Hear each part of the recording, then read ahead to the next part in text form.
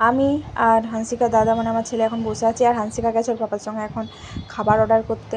মানে এক জায়গায় ও বসে থাকবে না, ওকে একটু ঘুরতে ফিরতেই হবে। আর আমরা যেমন এতটা মানে ক্লান্তি করে এলাম, তো মনে হয় একটু রিল্যাক্সে বসি, একটু জল খাই। আর কি ভীষণ গরম ছিল।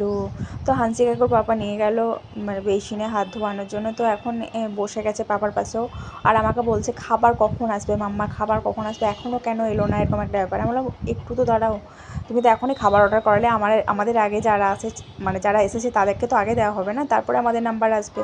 তো বলিয়ে কোনো রকম বোঝালাম, তো একটু তো টাইম লাগবে যেহেতু একটু আগে খাবার অর্ডার দিয়ে এলো। তো ফাইনালি চলে এসেছে। তো আমরা অর্ডার করেছিলাম একটা মাশরুমের একটা মানে সবজি টাইপেরই। আর সাথে আমরা মানে গরম থাকার জন্য আর কিছু নিইনি, রুটি নিয়েছিলাম। আর হান্সিকা বললো আমি কিন্তু রুটি বা মাশরুম কিছু খাবো না, আমি শুধু খাবো একটু এগ চাউমিন। আর ওর এই যে সসের প্রতি প্রচণ্ড ঝোঁক, ও তো জানে যে রুটি খেলে সবজি দিয়ে খেতে হবে, কিন্তু এটা আমি সস দিয়ে খেতে পারবো, ওই জন্যই ও খাচ্ছে।